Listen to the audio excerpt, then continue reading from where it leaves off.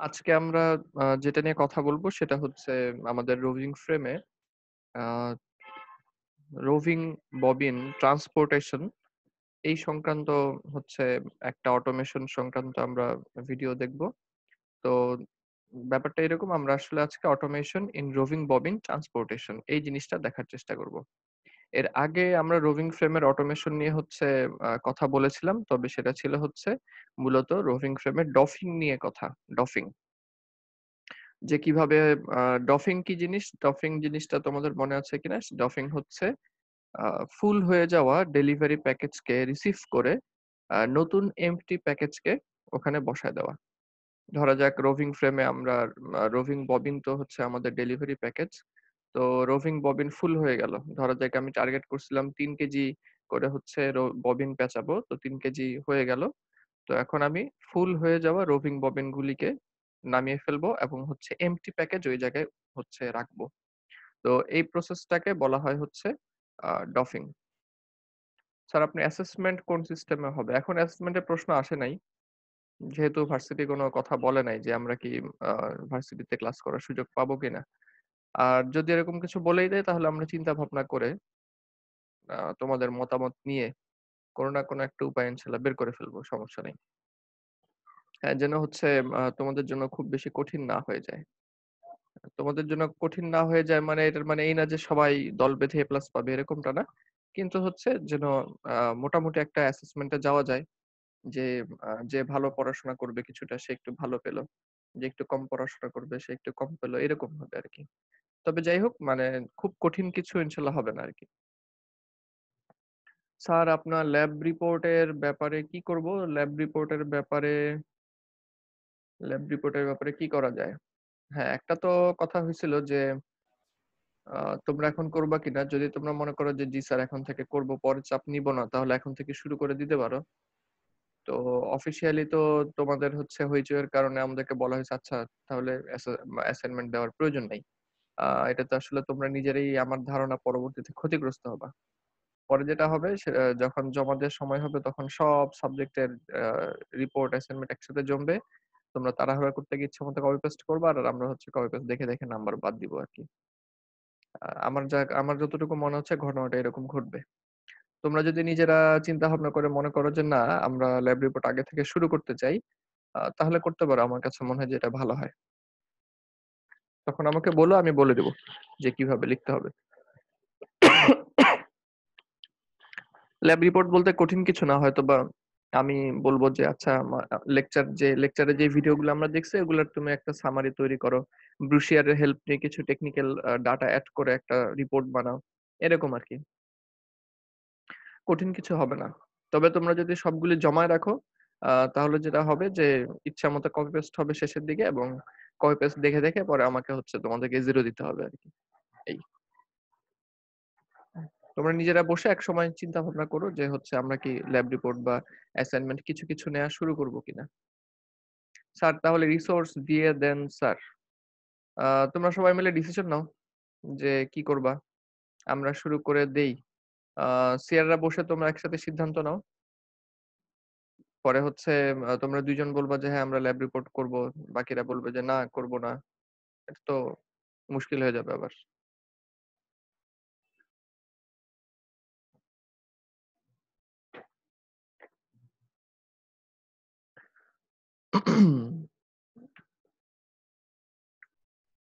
তো যাই হোক যেটা বলছিলাম আমরা হচ্ছে দেখবো আজকে আ কথা বলবো রোভিং ফ্রেমের অটোমেশন ইন রোভিং ট্রান্সপোর্টেশন। অর্থাৎ হচ্ছে রোভিং ফ্রেমকে আমরা কিভাবে স্বয়ংক্রিয় পদ্ধতিতে রিং ফ্রেমে পৌঁছাই এবং রিং ফ্রেম থেকে পরবর্তীতে কিভাবে আমরা আবার এমবিটি প্যাকেজগুলি আ এখানে নিয়ে আসি রোভিং ফ্রেমে ফিড দেওয়ার জন্য এগুলি আমরা হচ্ছে আজকে দেখার চেষ্টা করব। ১ম এই যে আলোচনাটা আমি আবারও একটু করে নিতে চাচ্ছি যদি তোমাদের মনে না থাকে। আ সেটা হচ্ছে যে কেন আমাদের আ এই এই অটোমেশনটা দরকার? যে রোভিং ফ্রেমে আমাদের অটোমেশনটা কতটুকু জরুরি? রোভিং ফ্রেম এবং ল্যাপ আমি আগেও এই আলোচনাটা একাধিকবার করেছি যে রোভিং ফ্রেম এবং ল্যাপ এই ২ টা জায়গায় অটোমেশনটা আমাদের খুব বেশি জরুরি। আ স্লাইভারের কথা যদি বলো তাহলে স্লাইভারের ক্ষেত্রে অটোমেশন না হলেও কিন্তু বিশেষ কোনো সমস্যা নাই। এবং স্লাইভারে অটোমেশন নাইও আমি খুব কম বাংলাদেশে নাই বললেই আমি জানি। স্লাইভারের ক্ষেত্রে স্লাইভার ট্রান্সপোর্টেশন এর ক্ষেত্রে অটোমেশন কিন্তু হচ্ছে ইয়েতে আছে। দেশের বাইরে কোথাও, কোথাও শুরু হয়েছে এটা যে স্লাইভারও এক মেশিন থেকে আরেক মেশিনে হচ্ছে আ সে রাস্তা ধরে নিজে নিজেই চলে যাবে। অর্থাৎ হচ্ছে কোনো ম্যানুয়াল হেল্প লাগবে না। তো যাই হোক কিন্তু স্লাইভারে আসলে আ অটোমেশন না হলেও কোনো সমস্যা নেই। কারণ যদি আমি কোয়ালিটির কথা চিন্তা করি, তাহলে স্লাইভার তো থাকে মূলত ক্যানের ভিতরে। তো ২ টা স্লাইভারের ক্যান যদি পরস্পর হচ্ছে ধাক্কাও লেগে যায়, ২ টা ক্যান যদি পরস্পর হচ্ছে ধাক্কাও লেগে যায়, তাহলেও কিন্তু স্লাইভার ক্ষতিগ্রস্ত হবে না। আ ক্যানের সাথে ক্যানের ধাক্কা লাগলো। স্লাইভার ক্ষতিগ্রস্ত হওয়ার সুযোগ নেই। স্লাইভারটা থাকে কিন্তু ক্যানের ভিতরে। এরপরে হচ্ছে আ যদি আমি ইয়ার্নের কোণের কথা চিন্তা করি বা ইয়ার্নের ববিনের কথা চিন্তা করি তাহলেও কিন্তু সমস্যা নেই। কারণ ইয়ার্ন যদিও প্যাকেজের বাইরে থাকে কিন্তু ইয়ার্ন তো একটা হাইলি টুইস্টেড ম্যাটেরিয়াল। আ হাত থেকে যদি একটা প্যাকেজ পড়েও যায় বা প্যাকেজের সাথে প্যাকেজের সংঘর্ষও হয় বা হচ্ছে হাতের স্পর্শ লাগে সমস্যা নাই। ফাইবার গুলি ইতিমধ্যেই যেহেতু টাইটলি টুইস্টেড। কিন্তু সমস্যা হয় কোথায়? সেটা হচ্ছে রোভিং ববিন এবং হচ্ছে আ ল্যাপ এই ২ টা জায়গায়। কেন সমস্যা হয়?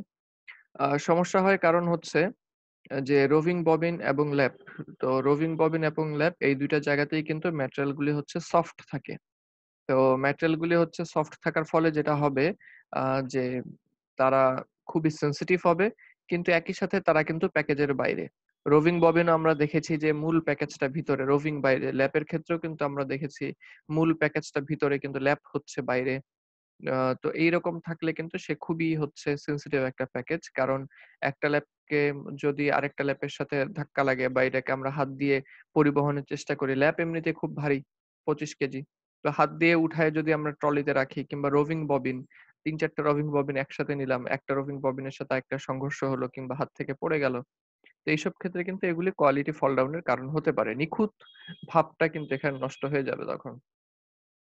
এই কারণেই এই কারণেই হচ্ছে আমাদের আ ল্যাপ এবং হচ্ছে রোভিং ববিন এই ২ টা ক্ষেত্রে হচ্ছে আ অটোমেশন দরকার। এই ২ টা ক্ষেত্রে অটোমেশন খুবই দরকার শুধু প্রোডাক্টিভিটি বাড়ানোর জন্য না কিন্তু আমাদের কোয়ালিটির হচ্ছে ধরে রাখার জন্য হলেও আমাদের এই অটোমেশনটা খুবই প্রয়োজন। যাই হোক, তো এই বিষয়টা মাথায় রাখতে হবে যে আমাদের রোভিং এবং হচ্ছে ল্যাব এই ২ টা ক্ষেত্রে আমাদের অটোমেশন প্রয়োজন যে প্রোডাক্টিভিটি বাড়ানোটা উদ্দেশ্য তা কিন্তু না। কিংবা ম্যান পাওয়ার বাঁচানোটা কিন্তু উদ্দেশ্য তা কিন্তু না। এটা আমি আগেও বহুবার বলেছি। মূল উদ্দেশ্য কিন্তু এখানে আসলে হচ্ছে আ যে আমার যেই কোয়ালিটি কন্ট্রোল, সেই কোয়ালিটি কন্ট্রোলটা যেন হচ্ছে ভালো হয়। এটাই হচ্ছে মূল উদ্দেশ্য।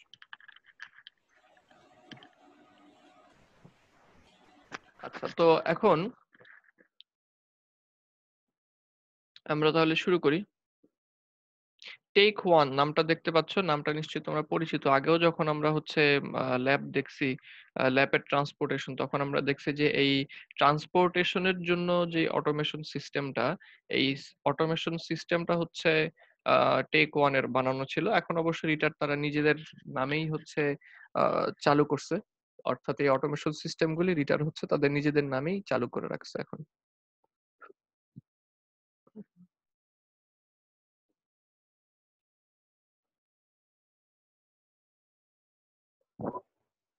৫ টা ধাপে হচ্ছে আমাদের এখানে আমরা দেখব এই সিস্টেমটাকে। ১ম ধাপ হচ্ছে এক্সচেঞ্জার, ২য় ধাপ হচ্ছে রোভিং সাপ্লাই, ৩য় ধাপ হচ্ছে ববিন ইজেক্টর, ৪র্থ ধাপ হচ্ছে স্ট্রিপার এবং ৫ম হচ্ছে ববিন সাপ্লাই। তো এই ৫ টা ধাপের মাধ্যমে আমরা দেখব। প্রথমত হচ্ছে এক্সচেঞ্জার। তো ববিন এক্সচেঞ্জার এর কাজ সম্পর্কে এর আগে একটা ভিডিওতে আমরা হচ্ছে আ আগেই দেখে আসছিলাম। এটা একটু তোমাদেরকে মনে করায় দেই, তোমাদের যদি মনে না থাকে। এই ভিডিওটা আমরা আগেই দেখছিলাম।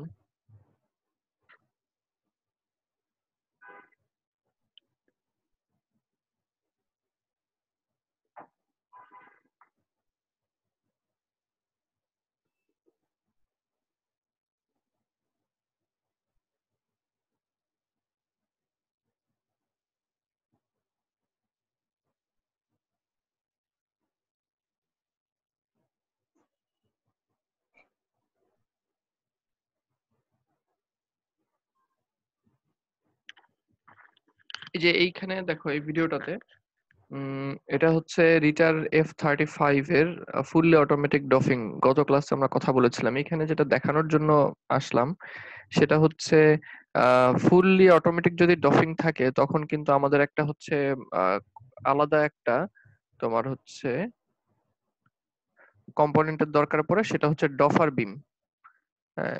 নিচেরটা তো ববিন রেল, ববিনকে ধরে রেখেছে। যে উপর থেকে যে মেশিন ফ্রেমটা হচ্ছে নামলো এমটি প্যাকেজ গুলিকে সাথে নিয়ে, এটার নাম হচ্ছে কিন্তু ডফার বিম। তো এই ডফার বিমটাই মূল হচ্ছে কাজ করে যে ফুল প্যাকেজ গুলিকে সে রিসিভ করলো, অর্থাৎ যেই ফ্রেমের মধ্যে এই ববিন গুলিকে রাখা হয়। এই ববিনটা যেটা উপরে নিচে উঠানামা করলো, এটাই হচ্ছে ডফার বিম।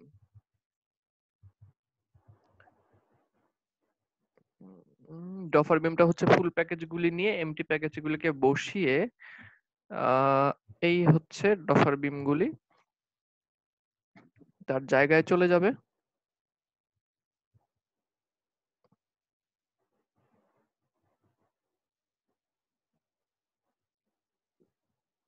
এবং এটা মূলত দেখানোর উদ্দেশ্য ছিল যে ডফার বিম হচ্ছে রোভিং ববিন গুলিকে সে ববিন এক্সচেঞ্জারের কাছে নিয়ে যাবে।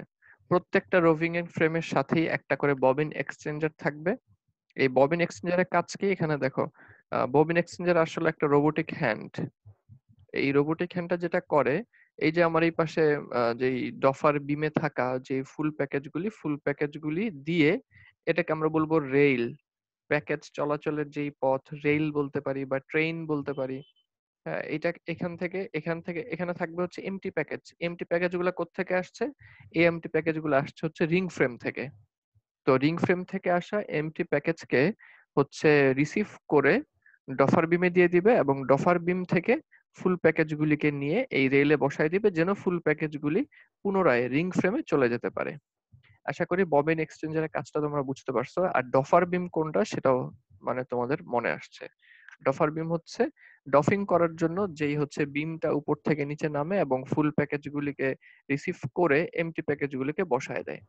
ওখানেই ডফার বিমের কাজ শেষ না, ডফার বিমের মাথায় হচ্ছে একটা ববিন এক্সচেঞ্জার থাকবে। সেই ববিন এক্সচেঞ্জার হচ্ছে কি করবে, ডফার বিম থেকে ফুল প্যাকেজগুলিকে নিয়ে এই রেইলে এমটি প্যাকেজের সাথে রিপ্লেস করবে। এই যে এটা, তাতে করে এই যে নতুন ডফার বিমে যে এমটি প্যাকেজগুলি আসলো, এখন আবার ডফার বিম করবে কি, এই এমটি প্যাকেজগুলিকে পুনরায় নতুন এমটি প্যাকেজ হিসেবে হচ্ছে আবারও রোভিং ফ্রেমে নিয়ে দিবে, এবং রোভিং ফ্রেম থেকে মাত্রই কিছুক্ষণ আগে যেই এমটি প্যাকেজগুলি হচ্ছে রোভিং ফ্রেমে দিয়ে আসছিল সেগুলো তো ফুল হয়ে যাবে। সেই প্যাকেজগুলিকে সে নিবে এবং নিয়ে এই নতুন এমটি প্যাকেজগুলো ওখানে রেখে আসবে। সেই ফুল প্যাকেজগুলিকেও আবার ববিন এক্সচেঞ্জার একইভাবে এমটি প্যাকেজের সাথে রিপ্লেস করে দিবে। এইভাবেই চলতে থাকবে। তাহলে ডফার বিম এবং ববিন এক্সচেঞ্জার এই দুইটা জিনিস আমরা দেখলাম।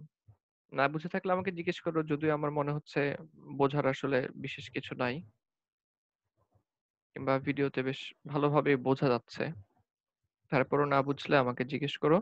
এখন আমরা চলে আসি এই যে এখানে আমাদের মূল ভিডিওতে চলে আসি। এখানেও আমরা দেখতে পাচ্ছি যে ফুল প্যাকেজ এবং এমটি প্যাকেজ আছে। তো এই ববিন এক্সচেঞ্জার যেটা, এই যে ববিন এক্সচেঞ্জারকে দেখা যাচ্ছে কিন্তু এই ফুল প্যাকেজটাকে দিয়ে দিল, এমটি প্যাকেজটাকে নিয়ে নিল। অর্থাৎ এখন যদি আমি জিজ্ঞেস করি ফুল প্যাকেজগুলি কোত্থেকে আসছে, তাহলে কিন্তু উত্তর হচ্ছে ওই যে ববিন এক্সচেঞ্জারের ওপাশেই একটা হচ্ছে ডফার বিম আছে, সেই ডফার বিম থেকে হচ্ছে ফুল প্যাকেজগুলি এখানে আসলো। কেন আসলো? কারণ এই রেলটা এরপরে রিং ফ্রেমে চলে যাবে। আর এখানে এমটি প্যাকেজগুলোর কি হলো? রেইলে থাকে এমটি প্যাকেজগুলোর কি হলো? রেইলে থাকে এমটি প্যাকেজগুলিকে ডফার বিমে হচ্ছে পাঠিয়ে দেওয়া হলো। ওই যে ডফার বিমে ঝুলতেছে প্যাকেজগুলা।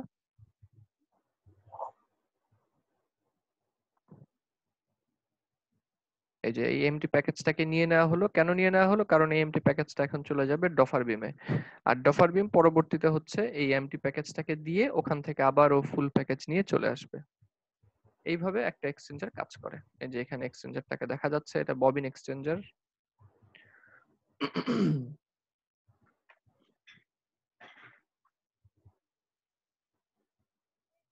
এই যে এই পাশে হচ্ছে ফুল প্যাকেজ দেখা যাচ্ছে, এগুলো সবই মাত্রই রোভিং ফ্রেম হচ্ছে থেকে ডফিং করে নিয়ে আসা হয়েছে। আমরা মাত্রই যে ভিডিওটা একটু আগেই দেখলাম। তাহলে স্যার যেই জিনিসটা জাস্ট খালি স্যার মানে জি বলো।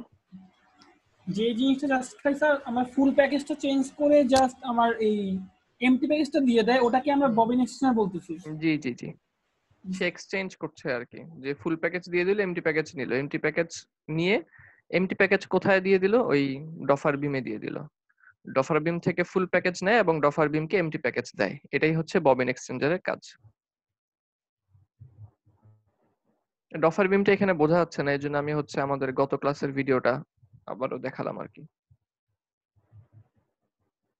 তো প্রথম ধাপ যেটা এক্সচেঞ্জারটা হচ্ছে আমরা আশা করি বুঝেছি। এরপরে যেটা রোভিং সাপ্লাই, রোভিং সাপ্লাইটা খুবই সিম্পল, যে হচ্ছে আমাদের যেই মেশিনে রোভিং প্রয়োজন সেই মেশিনে রোভিং কে পাঠিয়ে দেওয়া।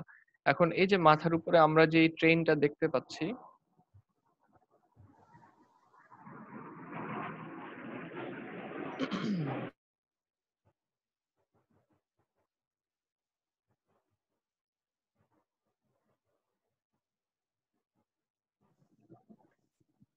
মাথার উপরে আমরা যে ট্রেনটা দেখতে পাচ্ছি, আমরা দেখবো যে এই ট্রেনটা মুভ করবে। মুভ করার আসলে কিভাবে এই মাথার উপরে থাকা ট্রেনটা মুভ করে, মুভ করার জন্য এখানে দুইটা পদ্ধতি। একটা পদ্ধতি হচ্ছে যে উম, একটা পদ্ধতি হতে পারে যে এটাকে ম্যানুয়ালি এই ট্রেনটাকে নিয়ে যাওয়া, ট্রেনের সামনে তখন একটা লাঠি থাকবে, এই লাঠিটাকে ধরে ধরে হচ্ছে জায়গা মতো নিয়ে পৌঁছে দেওয়া হবে, এটা একটা উপায় হতে পারে। আরেকটা উপায় হতে পারে যেটা আমরা এই ভিডিওতে দেখবো, সেটা হচ্ছে অটোমেটেড। সেটা হচ্ছে এই যে উপরে মোটর দেখা যাচ্ছে এবং মোটরের নিচে দুইটা ডিস্ক দেখা যাচ্ছে, অর্থাৎ মোটর চালু থাকলে এই দুইটা ডিস্ক ঘুরবে এবং এই দুইটা ডিস্ক ঘুরে ঘুরে এই ট্রেনটাকে সামনের দিকে নিয়ে যেতে সহায়তা করবে। এইভাবে পুরা ট্রেন সিস্টেমটার মধ্যেই জায়গায় জায়গায় এরকম মোটর এবং ডিস্ক বসানো থাকবে। হ্যাঁ, এই ডিস্ক ঘুরলেই হচ্ছে ডিস্কের নিচের যেই হচ্ছে ট্রেনটা, এই ট্রেনটা ঘুরে সামনের দিকে বা পিছন দিকে আগাবে। আমরা দেখবো ভিডিওর মধ্যে যে অনেক জায়গাতেই যে জায়গায় জায়গায় এই মোটর এবং ডিস্ক বসায় দেওয়া। তো কেটে দেই আমরা যেখানে ছিলাম, রোভিং সাপ্লাই।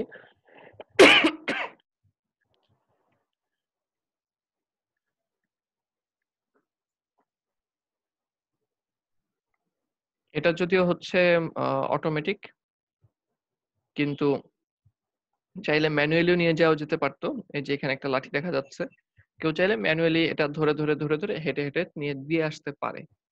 তবে যদি এখানে ম্যানুয়ালি নিয়ে যাওয়া হয় তাহলে আসলে খুব সমস্যা। কারণ যেমন এই যে দেখো এখান দিয়ে এই রোভিং ববিন গুলা যে যাচ্ছে,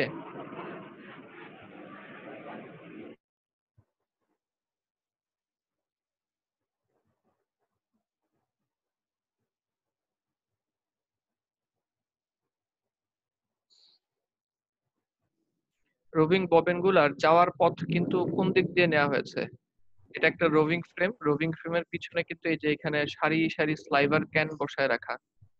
তো বহু স্লাইভারের ক্যান বসায় রাখা। তো এটা যদি আমি ম্যানুয়ালি নিতে চাইতাম তাহলে তো মানে যিনি নিবেন তিনি নিশ্চয়ই এই স্লাইভারের উপর দিয়ে ফাঁক দিয়ে মাঝখান দিয়ে চিপা দিয়ে যেতে পারবেন না। তো আলাদা একটা রাস্তা লাগবে।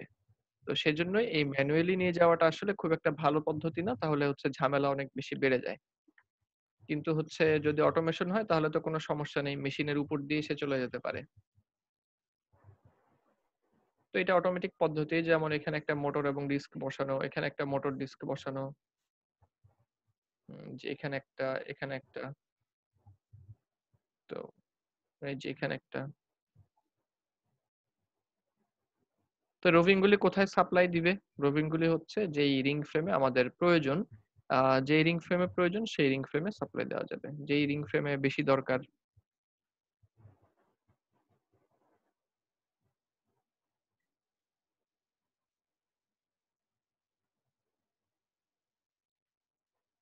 এখানেও আরেকটা মোটর ডিস্ক দেখা যাচ্ছে।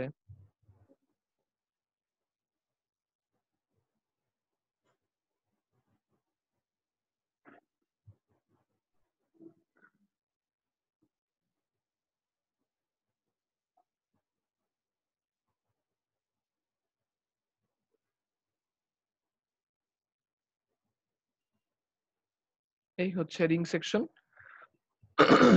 ঘুরে ঘুরে তারা রিং সেকশনে চলে আসলো।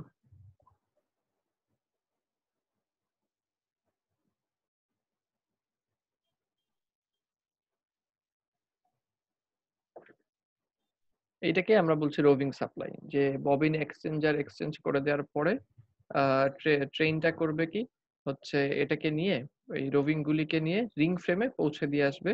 এটাকে আমরা বলি হচ্ছে রোভিং সাপ্লাই। তাই এটাকে কি বলে, ক্রেন?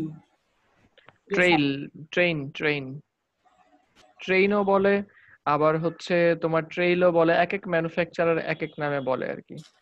তো রিটার সাধারণত হচ্ছে ট্রেইল বা ট্রেইন এই দুইটা শব্দ ব্যবহার করে। TRAIL, ট্রেইল মানেও তো গতিপথ। আবার ট্রেইনও বলে। ট্রেইনের মধ্যে যেরকম হচ্ছে বিভিন্ন অনেকগুলা ছোট ছোট বগি একসাথে মিলে একটা ট্রেইন হয়, তো এখানেও তাই, এই যে একটা একটা হচ্ছে আলাদা আলাদা তোমার হচ্ছে তোমার ফ্রেম আছে, ফ্রেমের মধ্যে ববিন হোল্ডার আটকানো, তো তারা দুইটা নামেই বলে। তবে রিটার বর্তমানে হচ্ছে তাদের এই সিস্টেমটার নাম দিয়েছে, মানে টেক ওয়ান না, রিটার তো এখন তাদের নিজেদের ব্র্যান্ড নেম ব্যবহার করে। এখন তারা এই ট্রান্সপোর্টেশনটার নাম দিয়েছে হচ্ছে সার্ভো ট্রেইল। সার্ভো ট্রেইল, এই রোভিং ফ্রেমের যেই অটোমেশন ইন ট্রান্সপোর্টেশন, এটার নাম দিয়েছে তারা সার্ভো ট্রেইল। আচ্ছা, তো এই রিং ফ্রেমের দরকার ছিল, তো এই রিং ফ্রেমে হচ্ছে রোভিং ববিন গুলি চলে যাচ্ছে।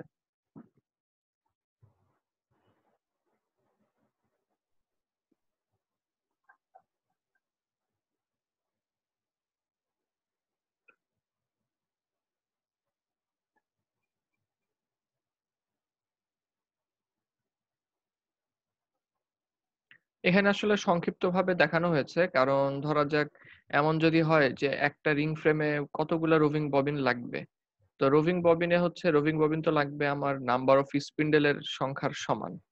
যদি নাম্বার অফ স্পিন্ডেল হয় হচ্ছে মনে করো রোভিং ফ্রেমে, ধরা যাক রিং ফ্রেমে স্পিন্ডেল হয় যদি ধরা যাক 1200, তাহলে আমার হচ্ছে 1200 রোভিং ববিন লাগবে। 1200 রোভিং ববিন মানে কিন্তু হচ্ছে 10টা রোভিং ফ্রেম থেকে আহ, পাওয়া যাবে।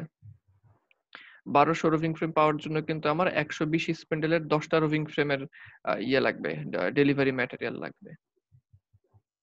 তো এইভাবে সাধারণত এরকম সিস্টেমটা এরকমই থাকে যে এই ট্রেইল যখন চালু থাকে, এই ট্রেইল সিস্টেম, তখন আমাদের হচ্ছে যে কোনো রোভিং ফ্রেম থেকেই যে কোনো রিং ফ্রেমে প্যাকেজকে পৌঁছানোর ব্যবস্থা থাকে। অর্থাৎ আমি যে কোনো রোভিং ফ্রেম থেকে রোভিং ববিন নিয়ে যে কোনো রিং ফ্রেমে পৌঁছাতে পারবো। আচ্ছা, তো রোভিং সাপ্লাই হয়ে গেল। প্রথম ধাপ ছিল হচ্ছে এক্সচেঞ্জিং, ববিন এক্সচেঞ্জার সেটাকে এক্সচেঞ্জ করলো। এরপরে হচ্ছে আমরা রোভিং সাপ্লাই দিলাম এক্সচেঞ্জ করার পরে। তারপরে হচ্ছে এখন ববিন ইজেক্টর, অর্থাৎ এই রিং ফ্রেমে তো আমরা না হয় ফুল প্যাকেজ তার দরকার ছিল, তো ফুল প্যাকেজ নিয়ে আসলাম। কিন্তু হচ্ছে ধরা যাক এমন যদি হয় যে কোনো একটা রিং ফ্রেমে এতক্ষণ মনে করো যে 100% কটন ইয়ার্ন হচ্ছে প্রোডাকশন চালু ছিল, এখন 100% কটন ইয়ার্ন বানানো শেষ। আমি এর এখনই হচ্ছে এই রিং ফ্রেমে আলাদা একটা লটের ইয়ার্ন বানাবো। ধরা যাক হচ্ছে আমি 100% ভিসকোস ইয়ার্ন বানাবো। তার মানে আমি সিনারিওটা আবার একটু বলি, 100% কটন ইয়ার্ন চলছিল, এখন হচ্ছে 100% কটন ইয়ার্ন বানানো শেষ। আমি এখন করব কি 100% হচ্ছে ভিসকোস ইয়ার্ন, যেটা 100% হচ্ছে ভিসকোস ইয়ার্ন বানাতে শুরু করব। তাহলে 100% কটন ইয়ার্নের যে রোভিং গুলি ছিল, সেই রোভিং গুলি তো অবশ্যই আমাকে বের করে দিতে হবে, কারণ আমি তো এখন আর 100% কটন বানাবো না, 100% ভিসকোস বানাবো। সেই কারণেই যেই লটের ইয়ার্ন বানানো শেষ বা যেই কম্পোজিশনের ইয়ার্ন বানানো শেষ, সেই কম্পোজিশনের রোভিং ববিন গুলিকে আমার সবার আগে সরাই ফেলতে হবে। তো এখন কিন্তু এখানে দেখো আমরা দেখতে পাচ্ছি যে এই যে রোভিং ববিন গুলিকে আমরা বের করে নিয়ে আসলাম রিং ফ্রেম থেকে, এখানে এখনো বেশ কিছু পরিমাণ রোভিং হচ্ছে বাকি আছে। প্রায় প্রত্যেকটা হচ্ছে, হ্যাঁ, প্রত্যেকটা রোভিং ববিনেই কিছু পরিমাণ রোভিং বাকি আছে। হয়তোবা লাস্টের একটা লেয়ার হয়তোবা বাকি থাকে, দুইটা লেয়ার বাকি থাকার ঘটনা কম, সাধারণত একটা লেয়ার বা অল্প কিছু রোভিং বাকি থাকে। এখন তোমাদের মাথায় আসতে পারে এই যে ববিন আমরা ইজেক্ট করে নিয়ে আসলাম, অর্থাৎ ববিন গুলিকে যে আমরা বেশি হচ্ছে বের করে নিয়ে আসলাম, তো এটা কি ওয়েস্ট কিনা, বা এটাকে আমরা আসলে কি করতে যাচ্ছি? কেন আমরা এই রোভিং টুকুকে হচ্ছে টোটালি ইয়ার্নে কনভার্ট করে তারপরে খালি প্যাকেজটাকে কেন আমরা ইজেক্ট করলাম না? এটার কারণ হচ্ছে যে সবসময়ই আমরা কিন্তু হচ্ছে সাধারণত যেটা করি, আমাদের অর্ডার আসলে তারপরে আমরা ইয়ার্ন বানাই। অর্ডার আসলে তখন আমরা হচ্ছে ইয়ার্ন বানাই। খুব কমন ২-১ টা ইয়ার্ন কাউন্ট হচ্ছে কখনো, কখনো যদি মেশিন খালি যায় তখন হচ্ছে বানানো হতে পারে, যেগুলা কমন। কিন্তু আ এছাড়া মূলত সাধারণত যতটুকু অর্ডার পাওয়া হয় ঠিক ততটুকু ইয়ার্ন বানানোরই চেষ্টা করা হয়। বেশি ইয়ার্ন যেন না বানানো হয় এটার চেষ্টা করা হয়। ধরা যাক তোমার কাছে হচ্ছে অর্ডার ছিল ৫০০ কেজি 100% কটন ইয়ার্ন তোমাকে বানাতে হবে। এখন তুমি ৫০০ কেজি কটন ইয়ার্ন বানানোর জন্য আ তোমাকে হচ্ছে ধরা যাক উম মনে করো প্রত্যেকটা রিং ফ্রেমে ১০০০ স্পিন্ডেল। ১০০০ যদি স্পিন্ডেল হয়, ১০০০ স্পিন্ডেলের প্রত্যেকটাতে তোমার হচ্ছে ইয়ার্ন হবে, মনে করো ১০০ গ্রাম করে ইয়ার্ন হবে। ১০০০ স্পিন্ডেলের প্রত্যেকটাতে হচ্ছে ১০০ করে ইয়ার্ন হবে। তাহলে ১০০ গ্রাম করে ইয়ার্ন হবে। তাহলে এখন আমার পুরা রিং ফ্রেমে প্রোডাকশন হবে হচ্ছে ১০০ কেজি। আমি আবার হিসাবটা বলি। মনে করো তোমাকে ৫০০ কেজি হচ্ছে ইয়ার্ন বানানোর টার্গেট দেয়া হলো। ঠিক আছে? ৫০০ কেজি 100% কটন ইয়ার্ন।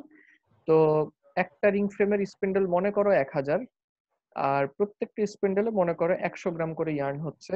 তাহলে ১০০০ স্পিন্ডেলের প্রত্যেকটাতে যদি ১০০ গ্রাম করে ইয়ার্ন হয়, টোটাল এই রিং ফ্রেমটাতে আমরা ইয়ার্ন পাবো হচ্ছে তোমার ১০০ কেজি করে। একটা রিং ফ্রেমে ১০০ কেজি ইয়ার্ন পাবো। এখন তার মানে তোমাকে মনে করো এই ৫০০ কেজি ইয়ার্ন বানানোর জন্য ৫টা রিং ফ্রেম দেয়া হলো। প্রত্যেকটাতে ১০০ কেজি করে ৫টা রিং ফ্রেম তোমাকে দেয়া হলো, যে এই ৫টা রিং ফ্রেম তোমাকে দিলাম। তুমি হচ্ছে রোভিং ববিন নাও। রোভিং ববিন নিয়ে ৫০০ কেজি ইয়ার্ন আমাকে বানায় দাও। ঠিক আছে? এখন তোমাকে হচ্ছে এই আ ৫টা রিং ফ্রেম দেয়া হলো। তো তুমি করছো কি? ৫টা রিং ফ্রেমের মধ্যেই তোমার হচ্ছে এরকম ৫০০০ রোভিং ফ্রেম তুমি হচ্ছে রাখছো। ৫০০০ রোভিং ফ্রেম, একটাতে ১০০০ করে। ৫টাতে ৫০০০ রোভিং ফ্রেম তুমি হচ্ছে নিয়ে আসছো। তো তুমি আগেই ক্যালকুলেট করে নিছো যে হচ্ছে এই গতিতে মেশিন চালালে আমার মনে করো ২.৫ ঘন্টা লাগবে। যে ৫০০ কেজি ৫টা রিং ফ্রেমে, বা ধরা যাক ৩ ঘন্টা আমার লাগবে। তুমি হিসাব করে নিছো। এখন এই ২.৫ ঘন্টা বা ৩ ঘন্টা যতক্ষণই লাগুক না কেন, এতটুক সময়ের পরে তুমি ক্যালকুলেশন বলতেছে যে হ্যাঁ, তোমার ৫০০ কেজি ইয়ার্ন ৫টা মেশিনে হয়ে গেছে, হয়ে যাওয়ার কথা। কিন্তু তুমি তারপরও দেখলা কি এই রোভিং ববিনে একটা লেয়ার বাকি আছে। একটা লেয়ার হচ্ছে ইয়ার্নে কনভার্ট করা বাকি। তুমি ভাবলা আচ্ছা এই একটা লেয়ার আমি অপচয় করব। থাক, অপচয় করার দরকার নাই। আমি হচ্ছে তোমার করি। এই ইয়ার্ন হচ্ছে পুরাটা বানায় ফেলি। অপচয় না করে এই রোভিংটা আমরা পুরাটাই হচ্ছে ইয়ার্নে কনভার্ট করি। এই ভেবে তুমি হচ্ছে পুরা রোভিংটাকে খরচ করে ফেললা। ঠিক আছে? তো তোমার কিন্তু হচ্ছে এই ৫টা রিং ফ্রেমে ৫০০০ স্পিন্ডেল ছিল। ৫০০০ স্পিন্ডেল ছিল। মনে করো আচ্ছা ৫ মেশিনের কথা বাদ দাও। তোমার ১ মেশিনে এই ঘটনা ঘটছে। যে হচ্ছে তোমার এই রোভিং ১ লেয়ার বাকি ছিল। তুমি করছো কি ১০০০ স্পিন্ডেলকে আরো ১ মিনিট বেশি চালাইছো। মনে করো বেশি না। ধরা যাক ১ মিনিট তুমি বেশি চালাইছো। কেন? তুমি ভাবছো এই যে এই রোভিংটাকে এখন ফেলে দিব, অপচয় হবে। আমি ১ মিনিট বেশি চালায় রোভিংটাকে শেষ করে ফেলি। এখন ১ মিনিট যে বেশি চালাইছো, এই ১ মিনিটের মধ্যে কিন্তু মনে করো ৩০ মিটার ইয়ার্ন প্রোডাকশন হয়ে গেছে একটা স্পিন্ডেলে। তাহলে ৩০ মিটার, একটা স্পিন্ডেলে যদি ৩০ মিটার ইয়ার্ন প্রোডাকশন বেশি হয়, তোমার একটা রিং ফ্রেমে কিন্তু স্পিন্ডেল হচ্ছে ১০০০ টা। তাহলে এই ৩০ টা স্পিন্ডেলে তোমার কিন্তু ৩০,০০০ মিটার ইয়ার্ন প্রোডাকশন হচ্ছে বেশি হয়ে গেছে। এই ১ মিনিট সময় তুমি বেশি রাখার কারণে। এইভাবে তোমার যদি ৫টা রিং ফ্রেমে তুমি এই কাণ্ড ঘটাও, কিংবা ২টা রিং ফ্রেমে এই কাণ্ড ঘটাও, তাহলে ২টা রিং ফ্রেমে এই কাণ্ড ঘটালে ৬০,০০০ মিটার প্রোডাকশন বেশি হয়ে যাবে। তখন হবে কি, তুমি যখন ৫০০ কেজি দিছো তোমারে, তুমি যখন হচ্ছে প্রোডাকশন শেষ করে খুশি মনে হচ্ছে শার্টের কলার উঁচায় ম্যানেজারকে রিপোর্ট করবা যে স্যার আমি রোভিং কে একটু অপচয় করি নাই। সব রোভিংটাকে আমি ইয়ার্নে কনভার্ট করে ফেলেছি। তখন ইয়ার্ন মাপলে দেখা যাবে যে তোমার 500 কেজির জায়গায় তুমি হয়তো 560 কেজি ইয়ার্ন বানায় ফেলছো। ঠিক আছে? তো 500 কেজির জায়গায় 560 কেজি ইয়ার্ন বানানোটা কিন্তু মোটেও ক্রেডিট না, বরঞ্চ ভয়ংকর ধরনের ডিসক্রেডিট। যে যে তুমি 60 কেজি ইয়ার্ন বেশি বানায় ফেলছো। যদিও এটা কখনো, কখনো প্রায় হয়ে যায়। তো একটুখানি কম বেশি হওয়াটা সমস্যা না। কিন্তু যখন এরকম 60 কেজি, 100 কেজি তুমি বেশি বানায় ফেলো তাহলে খুবই মুশকিল। তোমার বেশ ভালো পরিমাণে ঝাড়ি খাইতে হবে। কারণ কি? আ যদি ইয়ার্নটা কমন কাউন্ট হয় তাহলে হয়তো অপেক্ষা করা হবে। সেইম অর্ডার আসলে তখন এটাকে দিয়ে দেওয়ার চেষ্টা করা হবে। আর যদি কমন কাউন্ট না হয় তাহলে কিন্তু হচ্ছে এটা ক্ষতি বহন করতে হবে ফ্যাক্টরিকে। ফ্যাক্টরি তখন এটা হয়তো লোকাল মার্কেটে বিক্রি করে দেওয়ার চেষ্টা করবে। যারা তোমার লোকালি লুঙ্গি, গামছা বা লোকালি জামাকাপড় বানাচ্ছে, তাদেরকে বিক্রি করে দেওয়ার চেষ্টা করা হবে। তো এক্সপোর্ট কোয়ালিটির দামের সাথে তো আর লোকাল মার্কেটের দাম মিলবে না। তো এটা একটা ক্ষতি হবে তোমার কারণে। সুতরাং পুরা আলোচনার উদ্দেশ্য এটাই ছিল যে এই রোভিং ববিন গুলিকে নিয়ে যাওয়া হচ্ছে, কিন্তু এখনো এর গায়ে অনেক রোভিং বাকি। তো কেন আমি এই রোভিং গুলি নষ্ট করলাম? এই কারণেই যে আমি চাই না আ এই আমি চাই না যে ইয়ার্নের প্রোডাকশন বেশি হয়ে যাক। এটা আমি চাই না। কারণ এই রোভিং এর ফাইবার গুলিকে আমরা একটু পরেই হয়তো ক্লাসের শেষ দিকে দেখব। রোভিং এর ফাইবার গুলিকে আসলে পুনরায় ব্যবহার করার একটা সুযোগ আছে। আ কিন্তু ইয়ার্ন কে আসলে ব্যবহার করতে গেলে অনেক ঝামেলা। তুমি যদি মনে করো ইয়ার্ন বানাবো, তারপরে আবার সেটা আমি রিসাইকেল করার চেষ্টা করব, ইয়ার্ন থেকে ফাইবারে আসবো, তাহলে ঝামেলা অনেক বেশি। এর চাইতে রোভিং থেকে ফাইবারে যাওয়াটা খুব সহজ। কারণ রোভিং তো খুবই লেস টুইস্টেড, মাত্র টিপিআই 1 এর কাছাকাছি। আর ইয়ার্নের টুইস্ট তো 20 এর চেয়েও বেশি। আর ওই ইয়ার্ন গুলোকে তুমি আবার রিং ফ্রেমে চালায় নিয়ে আসছো। সুতরাং তোমার ক্ষতির পরিমাণ কিন্তু আরো বাড়বে। তখন এই রিং ফ্রেমে যে চালু ছিল, এই রিং ফ্রেমের চালুটা কিন্তু বাড়তি ক্ষতি হিসেবে যুক্ত হবে। তো এইজন্য আমরা এই রোভিং ববিন গুলিতে রোভিং থাকা অবস্থাতেই নিয়ে আসি। আবার তোমার কাছে মনে হতে পারে সমস্যা কি, আমরা স্টোর করে রাখবো, ওই ইয়ার্ন গুলি আবার পুনরায় অর্ডার আসলে আমরা বিক্রি করব। বিষয়টা আসলে এত সহজও না। কারণ মনে করো তুমি আ এই ফাইবারটা ইন্ডিয়ান ফাইবার দিয়ে বানাইছো। কিন্তু মনে করো এটা ইন্ডিয়ান ফাইবার দিয়ে বানানো 30 any carded yarn. Indian fibre দিয়ে বানানো 30 এনি ইন্ডিয়ান ফাইবার দিয়ে বানানো 30 এনি কার্ডেড ইয়ার্ন তুমি এটা বানাইছো। কিন্তু আ তোমার হয়তো এরপরে ২ সপ্তাহ পরে আরেকটা অর্ডার আসলো। ততদিনে তোমার ইন্ডিয়ান ফাইবার শেষ। তুমি আফ্রিকান ফাইবার দিয়ে 30 এনি ইয়ার্ন বানায় দিবা তাকে। তোমার কাছে ইন্ডিয়ান ফাইবার শেষ হয়ে গেছে। তো তখন দেখা যাবে কি, ওই আফ্রিকান ফাইবার দিয়ে যে 30 ইয়ার্ন বানাইছো, ওইটার কোয়ালিটি আর এই ইন্ডিয়ান ফাইবার দিয়ে যে 30 বানাইছো এটার কোয়ালিটি সেম হবে না। এমনকি ইয়ার্ন বানালেও স্ট্রেংথ সেম হবে না। ফ্যাব্রিক বানালে তার কালার ম্যাচ করবে না। ডাই করলে কালার শেড ভেরিয়েশন হবে। অথচ কটন এবং 30 কিন্তু শেড ভেরিয়েশন হবে। নিশ্চিতভাবে শেড ভেরিয়েশন হবে। তো তখন তো তোমার কাছ থেকে যে কিনছে সে তো মানে ঝামেলায় পড়বে। কারণ সে ধরো যে কালো রং দিল। কালো রং দিলেও ইন্ডিয়ান ফাইবারকে কালো রং দিলে যেই শেড আসবে, আফ্রিকান ফাইবারকে কালো রং দিলে শেড আলাদা হবে। তাহলে সে যদি শার্ট বানায়, তাহলে শার্ট বানালে দেখা যাবে ৫,০০০ পিসের মধ্যে ৪,০০০ পিসের কালার একরকম, ১,০০০ পিসের কালার আরেক রকম। ঠিক আছে? সে তোমাকে ক্লেইম করবে। এবং যদি তার শিক্ষা হয়ে থাকে, সে যদি বুদ্ধিমান হয় তাহলে তোমার কাছে জিন্দেগিতে আসবে না। তোমার কাছে বলতে কি ওই ট্রেডারকে বলে দেবে যে, "ভাই অমুক স্পিনিং মিলের সুতা আমারে দিবেন না কখনো।" তোমার কাছ থেকে তো আর সে ইয়ার্ন নিবে না। ট্রেডারের কাছ থেকে নিবে। তো ট্রেডারকে বলবে যে, "ভাই অমুক স্পিনিং মিলের সুতা আমার কাছ থেকে নিবেন না।" ট্রেডারও তোমার কাছ থেকে সুতা নেয়া বন্ধ করে দিবে। তো সুতরাং অনেক ঝামেলা আরকি। সোজা কথায় এক ফাইবারের কোয়ালিটি আসলে ম্যাচ করাটা খুবই কঠিন কাজ, খুবই কঠিন কাজ। এটা নিয়ে বহুত গবেষণা হয়, বহুত কাজকর্ম হয় যে কিভাবে আমি আ হচ্ছে আ ফাই মানে ফাইবারের কোয়ালিটিটাকে ম্যাচ করাইতে পারি। এমনকি অনেক ফ্যাক্টরি এরকমও হয় যে যারা শুধুমাত্র একটা নির্দিষ্ট এলাকার ফাইবার ছাড়া অন্য কোনো ফাইবারই তারা ব্যবহার করে না ফ্যাক্টরির মধ্যে, এই ঝামেলাকে এড়ানোর জন্য। এরকম হয়। যদিও এড়ানোর কিছু উপায় আছে, কিছু ঝামেলা করা যায়।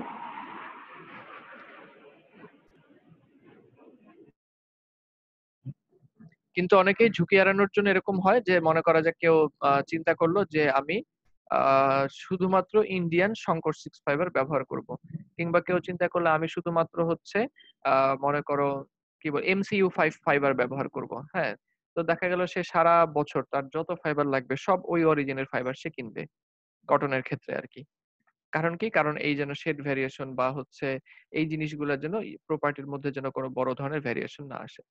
তো এইজন্য আসলে একটা ইয়ার্ন সি বাড়তি বানায়ে এটাকে পরবর্তী অর্ডারের জন্য রেখে দেওয়াটা, এটা কখনোই ভালো অপশন না। এটা অনেক ঝুঁকির অপশন। যেটা করতে হয় এক্ষেত্রে লোকাল মার্কেটে ছেড়ে দেওয়া ছাড়া শেষমেশ কোনো উপায় থাকে না। এটা আসলে তখন পুরা দায়টা গিয়ে অফিসারের উপর পড়ে। আ তোমারে তো আর ফ্যাক্টরি হচ্ছে আ এমডি কিছু বলবে না। এমডি ঝাড়ি দিবে হচ্ছে জিএম কে, জিএম ঝাড়ি দিবে ম্যানেজার, ম্যানেজার দিবে হচ্ছে তোমারে। তো এই সমস্যাগুলো এড়ানোর জন্যই ববিন ইজেক্ট করা হচ্ছে কিন্তু রোভিং ববিনের মধ্যে এখনো প্রচুর পরিমাণ হচ্ছে রোভিং রেখে দেয়া। এখন ববিন ইজেক্টর এদেরকে নিয়ে যাচ্ছে।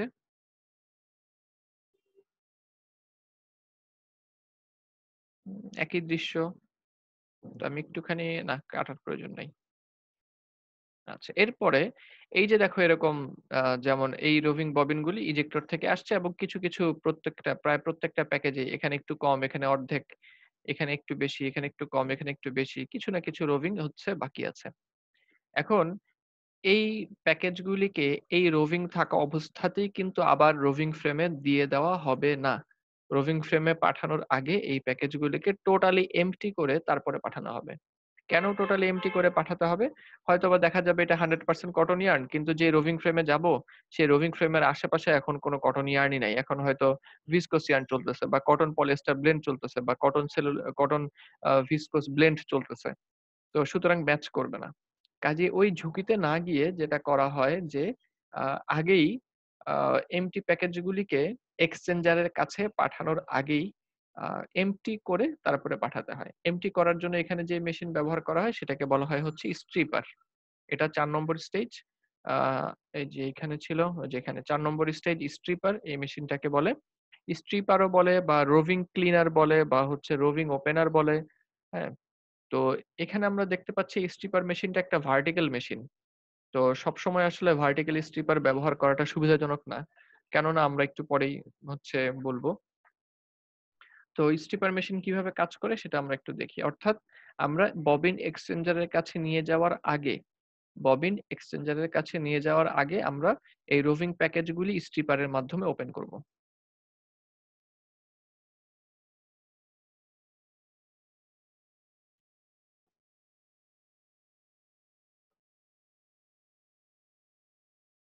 এখানে খেয়াল করে দেখো মেশিনের এখানে স্ট্রিপার মেশিন বলতে আসলে একটা এখানে বেল্ট আছে, ফ্যাব্রিকের বেল্ট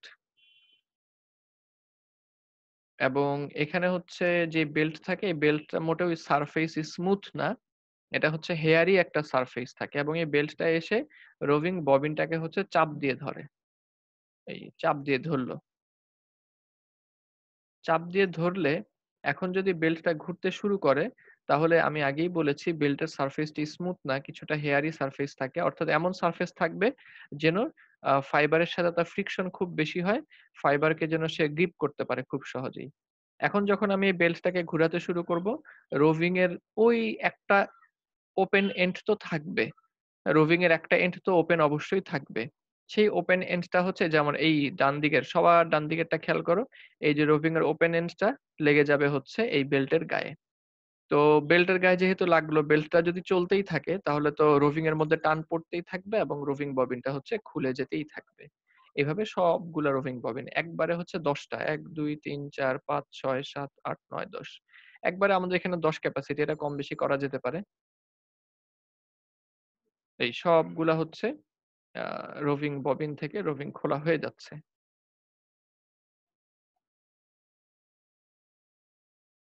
এটাই হচ্ছে স্ট্রিপিং। এক্ষেত্রে এটা হচ্ছে ভার্টিক্যাল স্ট্রিপিং।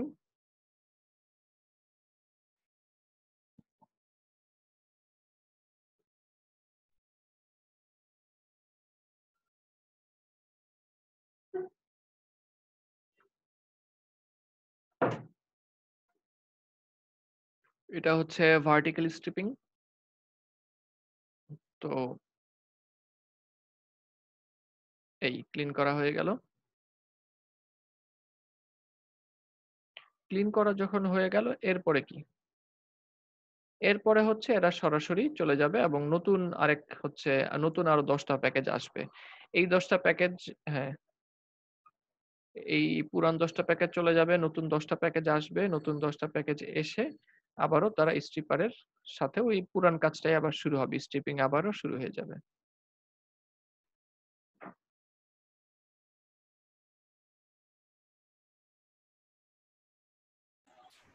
স্যার তাহলে স্যার ইজেক্টরের আগে স্যার স্ট্রিপার হওয়া ছিল। না, না, যাদেরকে ইজেক্ট করব তাদেরকে স্ট্রিপিং করব। ইজেক্ট করার পরে এই রোভিং ববিন গুলির তো কোনো কাজ নাই, কাজ শেষ, প্রোডাকশন শেষ। রোভিং ববিন গুলিকে আমার পাঠিয়ে দেওয়ার কথা আবারও ববিন এক্সচেঞ্জারের কাছে, নতুন করে রোভিং ফ্রেমে আমরা তাদেরকে দিব, কিন্তু তার আগে গায়ে লেগে থাকা অবশিষ্ট রোভিং গুলিকে খুলে নেওয়া হবে। আচ্ছা স্যার, বুঝতে পারছি। হ্যাঁ, তাহলে ইজেক্টের পরে হচ্ছে স্ট্রিপিং। কারণ এগুলি আসলে রোভিং গুলিকে খুলে ফেলছি কেন, কারণ এগুলিকে আমি আবারও এমটি প্যাকেজ হিসেবে হচ্ছে আমি রোভিং ফ্রেমে তাদেরকে নিয়ে বসাই দিব। তো সেজন্য আমার এখানে হচ্ছে অবশ্যই অবশিষ্ট রোভিং কে তো বের করে ফেলা লাগবে, নয়তো দেখা যাবে এই রোভিং এর মধ্যে 100% কটন, কিন্তু যে রোভিং ফ্রেমে গেল সেই রোভিং ফ্রেমে হচ্ছে কটন পলিয়েস্টার ব্লেন্ড, তাহলে তো একটা খিচুড়ি পাকায় যাবে।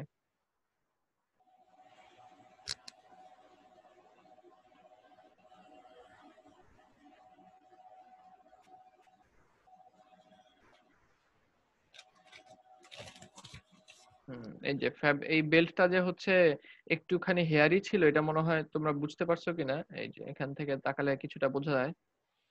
এই যে কিছুটা হেয়ারি দেখতে পাচ্ছ, এই কারণে হচ্ছে রোভিং যেই এন্ড ছিল, রোভিং এন্ডটা হচ্ছে এই বেল্টের সাথে আটকায় যায়।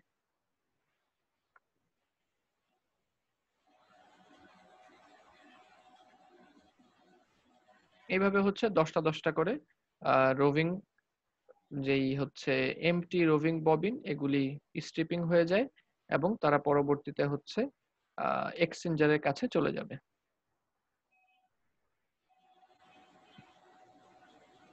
তো এক্সচেঞ্জারে গিয়ে আবার সেই পুরান কাজ শুরু হবে। এক্সচেঞ্জার হচ্ছে এমটি প্যাকেজগুলিকে রিসিভ করে ডফার বিমে বসায় দিবে এবং ডফার বিম থেকে হচ্ছে ফুল প্যাকেজ নিয়ে ট্রেইলের মধ্যে পৌঁছে দিবে। সেই ট্রেইলগুলি পুনরায় চলে যাবে হচ্ছে রোভিং সাপ্লাইয়ে। তারপরে আবার রোভিং ফ্রেমে প্রোডাকশন শেষ হয়ে যাওয়ার পরে ববিন ইজেকশন করা হবে। সেই ইজেকশনের পরে রোভিং ববিনের গায়ে কিছু পরিমাণ হচ্ছে ফাইবার লেগে থাকবে। সেই ফাইবারগুলিকে রোভিংগুলিকে খুলে ফেলার জন্য হচ্ছে স্ট্রিপিং লাগবে। স্ট্রিপিং করার পরে এমটি প্যাকেজগুলি আবারও সাপ্লাই হিসেবে এক্সচেঞ্জারের কাছে গিয়ে অপেক্ষা করবে। এরা এখন সবাই এক্সচেঞ্জারের কাছে চলে যাচ্ছে, ববিন এক্সচেঞ্জারের কাছে চলে যাচ্ছে।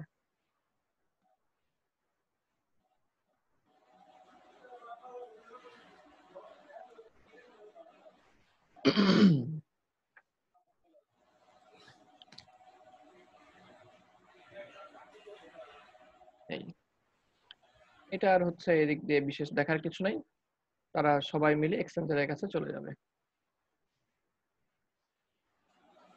আচ্ছা, তাহলে আশা করি এই কয়টা স্টেপ তোমরা বুঝতে পারছো। তো এই কয়টা স্টেপ যদি বুঝে থাকি, তাহলে আমি যেটা নিয়ে একটু কথা বলবো সেটা হচ্ছে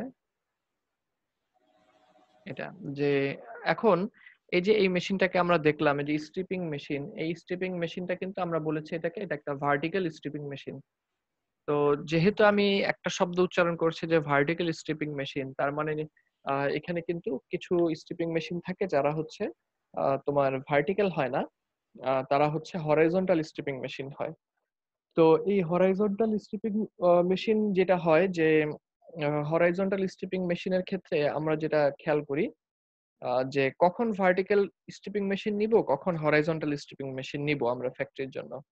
বিষয়টা হচ্ছে এরকম, ভার্টিক্যাল স্ট্রিপিং মেশিন আমাদের তখনই হচ্ছে কাজে লাগবে যদি আমার এরকম অটোমেটিক ট্রান্সপোর্টেশন থাকে, অর্থাৎ ট্রেন বেসড ট্রান্সপোর্টেশন যদি থাকে, বাট এটাকে আমরা ট্রেইল বেসড ট্রান্সপোর্টেশন অর্থাৎ অটোমেশন যদি থাকে, তখন আমরা ভার্টিক্যাল স্ট্রিপিং মেশিন নেওয়াটাই সুবিধাজনক। কেন? কারণ এই ভার্টিক্যাল স্ট্রিপিং মেশিনে কিন্তু যেহেতু এইখানে অটোমেটিক ট্রেইল আছে, ট্রেইল গুলা নিজে নিজে হচ্ছে চলে যাবে, প্রোগ্রাম করা আছে, তারা নিজেরা হচ্ছে চলে যাবে, আমাদের কোনো এখানে ম্যান পাওয়ার লাগবে না। কিন্তু যে হরাইজন্টাল মেশিন ওখানে কিন্তু হচ্ছে ম্যান পাওয়ার লাগে। আসলে ব্যাপারটা এরকম, যাদের কাছে যেসব ফ্যাক্টরিতে এই অটোমেটিক ট্রান্সপোর্টেশন নাই রোভিং ফ্রেমের, তাদের জন্য হচ্ছে হরাইজন্টাল মেশিন।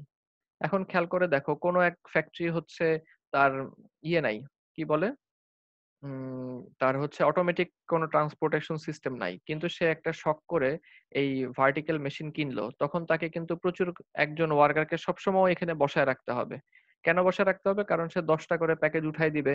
হ্যাঁ? প্যাকেজগুলি এম্পটি হয়ে গেলে সেই ১০ টা প্যাকেজ নামায় নিবে হাতে। আবার হাতে করে ১০ টা প্যাকেজ উঠাবে। এভাবে তাকে সবসময় কাজে ব্যস্ত থাকতে হবে। অর্থাৎ এই মেশিনের পিছনে একজন লোককে সবসময় লাগবে। এবং কাজ করতেও অনেক সময় লাগবে। কারণ ১০ টা প্যাকেজ করে তাকে দিতে হচ্ছে, নামাতে হচ্ছে। যদি তার অটোমেটিক ট্রান্সপোর্টেশন সিস্টেম না থাকে। তো অটোমেটিক ট্রান্সপোর্টেশন সিস্টেম যদি কারো না থাকে তখন তার জন্য হচ্ছে এই ভার্টিক্যাল মেশিন মোটেও উপযুক্ত না। তখন তাকে যেটা করতে হবে একটা হরাইজন্টাল মেশিন ব্যবহার করতে হবে। তো এরকম একটা হরাইজন্টাল ওপেনিং মেশিন আমরা হচ্ছে এখন তোমাদেরকে দেখাতে যাচ্ছি।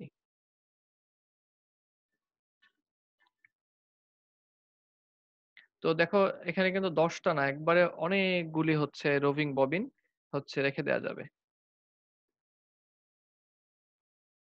সুতরাং এখানে অনেকগুলো রোভিং ববিন দিয়ে একজন চাইলে কিন্তু অন্য কাজেও হচ্ছে কিছু সময় দিতে পারে। অর্থাৎ ১০ টা করে দিতে হচ্ছে না। অনেকগুলি করে রোভিং ববিন দেয়া যায়।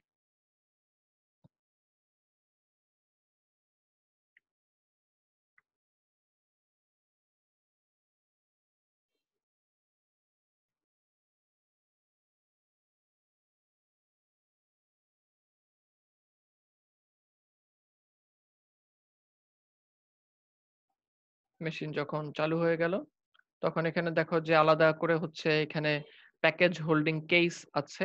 একটা কেস। এই প্রত্যেকটা কেস হচ্ছে একেকটা করে প্যাকেজকে হোল্ড করবে। একটা করে রোভিং ববিনকে হোল্ড করবে।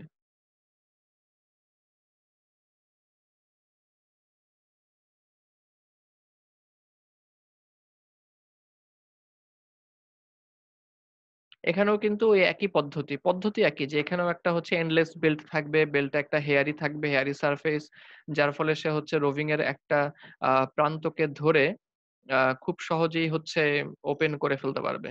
একই প্রিন্সিপাল একই। এই যে এখানে সেই একই ধরনের হচ্ছে একটা বেল্ট ব্যবহার করা হবে। প্রিন্সিপাল একই।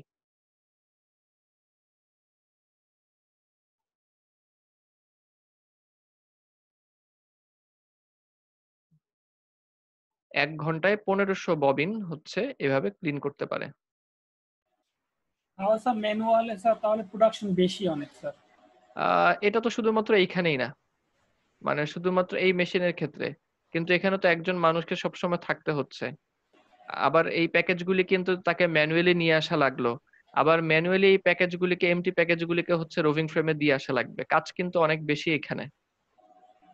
তাই না? এখানে কিন্তু কাজের পরিমাণ অনেক বেশি। এই যে এম্পটি প্যাকেজগুলিকে নিয়ে আসলো সে ট্রলিতে করে ম্যানুয়ালি তাকে রিসিভ করে নিয়ে আসা লাগলো। এখন আবার এই খালি প্যাকেজগুলিকে তাকে ম্যানুয়ালি পৌঁছে দিয়ে আসতে হবে। কিন্তু যখন আমি একটা অটোমেটিক ট্রান্সপোর্টেশন সিস্টেম ব্যবহার করব তখন কিন্তু ওখানে কোনো মানুষই লাগবে না সোজা কথায়। নিজে হচ্ছে প্যাকেজগুলি যাচ্ছে।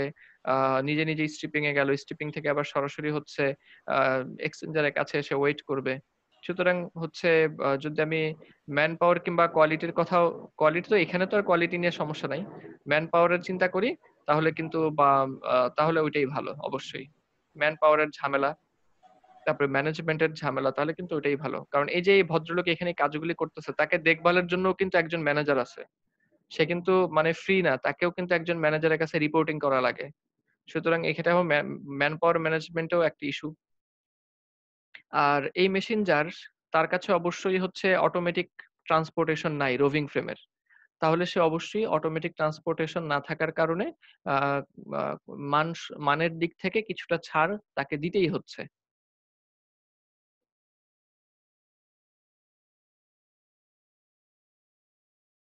আমার কথাটা বুঝতে পেরেছো কিনা? যে যাদের হচ্ছে রোভিং ফ্রেমের ক্ষেত্রে অটোমেটিক ট্রান্সপোর্টেশন নাই, তারা হচ্ছে ওই ভার্টিক্যালটা ব্যবহার করা বুদ্ধিমানের কাজ হবে না। তারা এই হরাইজন্টালটা ব্যবহার করবে।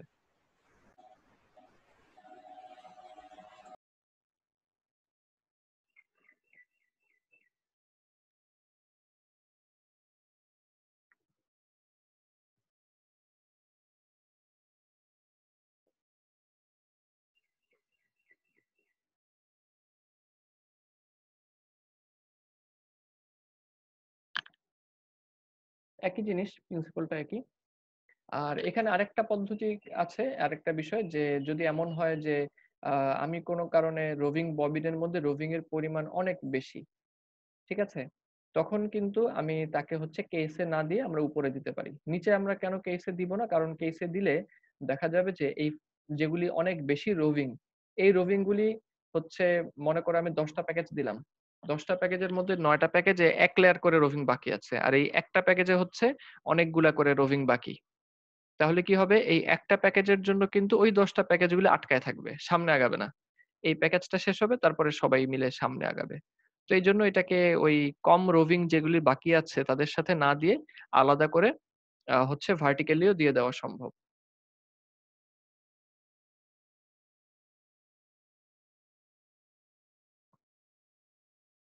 তখন এটাকে ম্যানুয়ালি হচ্ছে ছেড়ে দেওয়া লাগবে আরকি বেল্টের সাথে। তো এই জিনিসটা আবার বলা যাবে? জি, অবশ্যই। এটা হচ্ছে এই প্যাকেজটাকে কেন ভার্টিক্যালি দিব? কারণ হচ্ছে এই প্যাকেজের মধ্যে তো রোভিং এর পরিমাণ অনেক বেশি। তো আমি যদি এখানে ১০ টা প্যাকেজকে একবারে দেই, মনে করো ৯ টা প্যাকেজের মধ্যে ১ লেয়ার রোভিং বাকি প্যাকেজে। অল্প কিছু রোভিং বাকি। আর এটার মধ্যে সবগুলা অনেক রোভিং বাকি। তাহলে অবশ্যই এই রোভিংটা ক্লিন হতে দেরি হবে। এই সময়টুকু কিন্তু ওই ৯ টা প্যাকেজ আগেই ক্লিন হয়ে তারা বসে থাকবে। অর্থাৎ ওই ৯ টা প্যাকেজ বসে থাকবে এই একটা বড় প্যাকেজের জন্য। এইজন্য হচ্ছে বড় প্যাকেজগুলিকে ক্লিন করার জন্য, ওপেন করার জন্য আলাদা ব্যবস্থা এখানে, যে বড় প্যাকেজগুলিকে আমি ভার্টিক্যালিও চাইলে ওপেন করতে পারি। স্যার এই লোকের অনেক কষ্ট স্যার।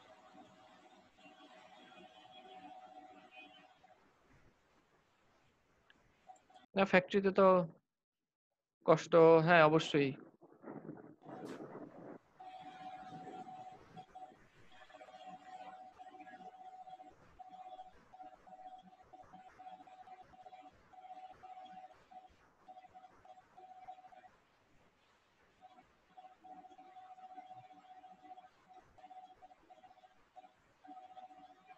এই হচ্ছে আমাদের রোভিং ক্লিনিং।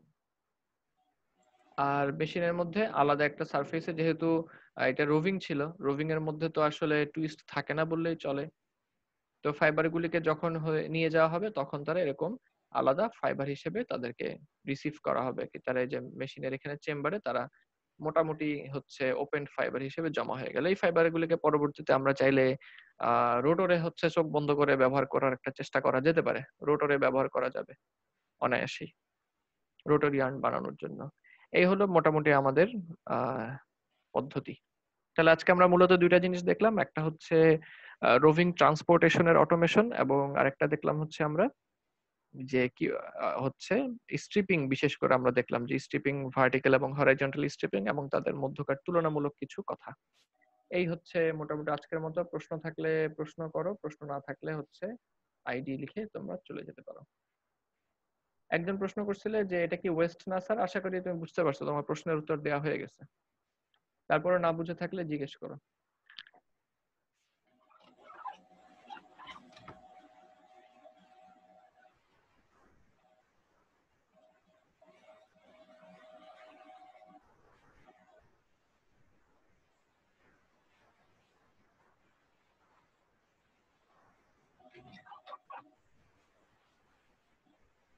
স্যার আমরা যারা আনপেড আছি তাদের স্যার নোট রাখতেছে চ্যাটে দিচ্ছি না। আনপেইড, আনপেইড যারা, হ্যাঁ চ্যাটে দিও না, চ্যাটে দিলে লাভ নাই তো। আমি তো সফটওয়্যার, তো আমি তোমার আইডি লেখার কোনো স্কোপ নাই আমার। নোট রেখে দাও, আমাকে পরে বলো, তাহলেই হয়ে যাবে। স্যার আর একটা প্রশ্ন করোনাকালীন ছিল। সময়ের জন্য তো আর সমস্যা নাই। স্যার করোনাকালীন সময় ছাড়া যে ক্লাসগুলি করছো ওগুলি আচ্ছা হবে। আপাতত নোট লিখে রাখতে পারো, কারণ তাতে করে একটা রেকর্ড থাকলো যে তুমি এই ক্লাসগুলো করছো। জি স্যার, না সবগুলা স্যার 150 স্যার হ্যাঁ নোট হ্যাঁ ঠিক হ্যাঁ হ্যাঁ করতেছে হ্যাঁ, ইম্পর্টেন্ট। করোনাকালীন অ্যাটেন্ডেন্স এমনিতেই পাবা, কিন্তু তোমার কাছে একটা রেকর্ড থাকা ভালো যে জি আমি স্যার। এই ক্লাসগুলো করছি। স্যার এই যে ববিন ইজেক্টর যেটা, সেটাতে কি স্যার ওই যে আমরা যে আমার যে রবিং গুলা যেটা বাকি রয়ে গেছে ওইটাকেই আমরা বলতেছিলাম নাকি? ববিন ইজেকশন বলতে আসলে বলতে বোঝানো হচ্ছে যে ববিনটাকে যে আমরা বের করে দিচ্ছি রোভিং থেকে, ওইটাকেই বলা হচ্ছে। যখন আমার একটা প্রসেস শেষ, 100% কটন ইয়ার্ন বানানো শেষ, 500 কেজি বানাতে দিছিল, আমার 500 কেজি শেষ, আমি আর বেশি বানাতে যাব না, তখন এই রোভিং ববিন গুলাকে বের করে নিয়ে আসতে হবে। এটাকেই বলা হচ্ছে ববিন ইজেকশন। জি স্যার, অর্থাৎ ধন্যবাদ স্যার। জি হ্যাঁ স্যার। ববিনগুলিকে বের করে দেওয়া আর কি সোজা কথায়। তোমরা হচ্ছে সেকশন 4 এর ল্যাব।